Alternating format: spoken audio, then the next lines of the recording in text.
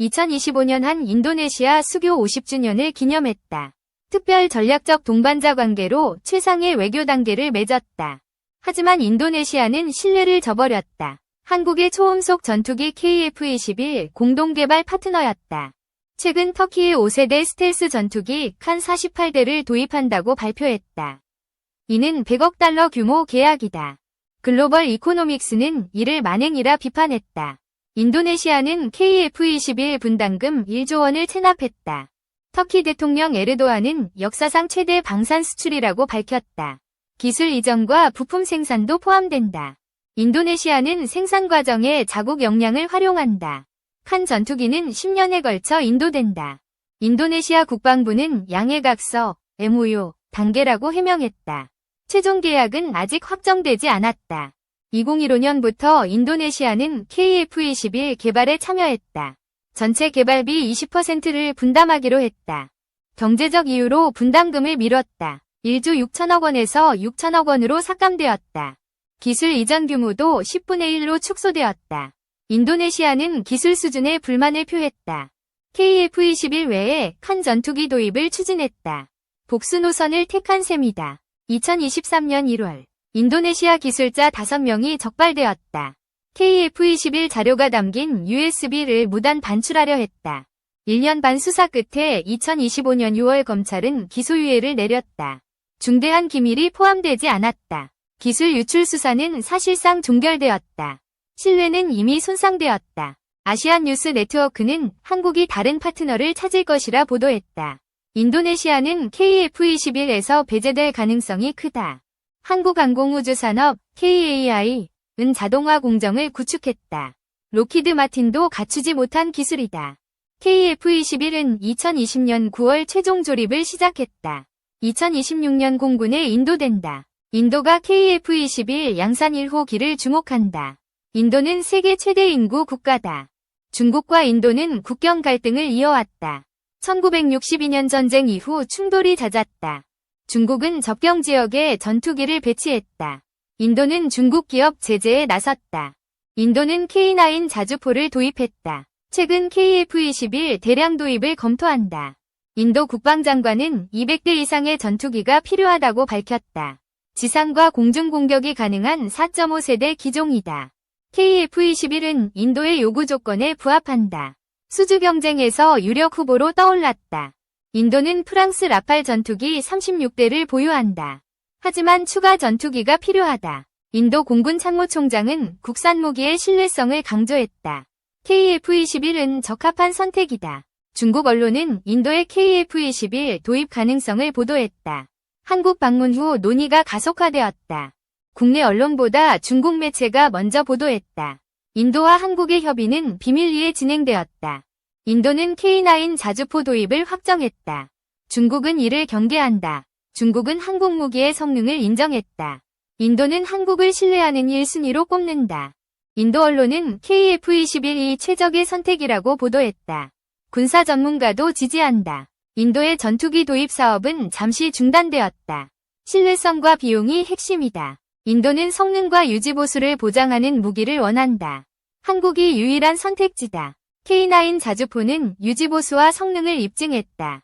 인도는 2026년 KF-21 인도를 기다린다. 아랍 디펜스는 KF-21 외 수출 가능성을 분석했다. 사우디, 말레이시아, 필리핀이 관심을 보인다. KF-21은 장거리 미사일을 사용한다. 외국 승인 없이 수출이 가능하다. 인도네시아의 지분은 20%에서 5%로 줄었다. KF-21 사업에서 역할이 미미하다. 라팔은 고비용으로 비판받는다. 유지보수와 업그레이드가 부담이다. 인도는 라팔 36대에 87억 달러를 썼다. 국산 무기 통합에 추가 비용이 들었다. KF-21은 비용 효율적이다. 개방형 아키텍처로 무기 통합이 쉽다. 한국은 K9 성공으로 방산 신뢰를 얻었다. 인도는 한국을 최우선 파트너로 본다. KF-21은 300에서 400대 수출 잠재력이 있다. T-50, FA-50의 성공이 이를 증명한다. 한국은 10년 만에 7개국에 200대 이상 군용기를 수출했다. 놀라운 실적이다.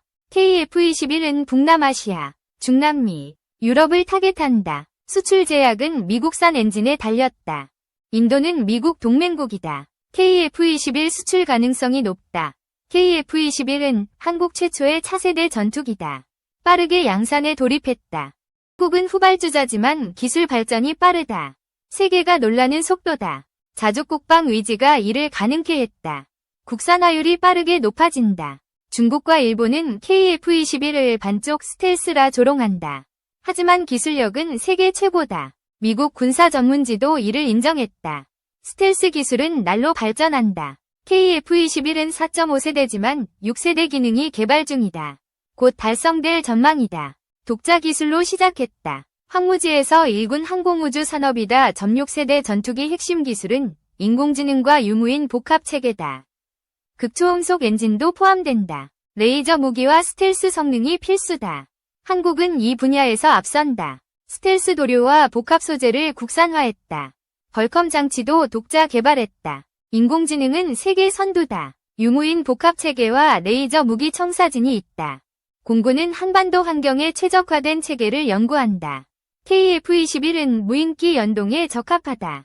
한국 파일럿은 세계적 찬사를 받는다. 자국 훈련기를 쓰는 5개국 중 하나다.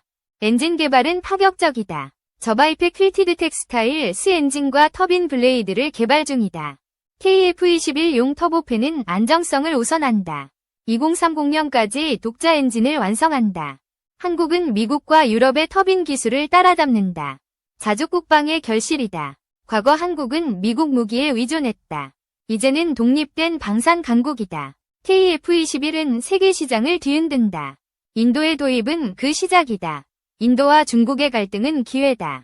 KF-21은 중국을 견제할 무기다. 인도 공군은 KF-21의 성능을 신뢰한다. 200대 도입은 현실적이다. 한국의 방산은 신뢰와 비용 효율로 승부한다.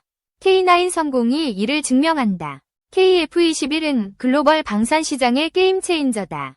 한국의 기술력이 빛난다. 인도네시아의 배신은 아픔이었다. 하지만 한국은 더 큰 기회를 잡는다.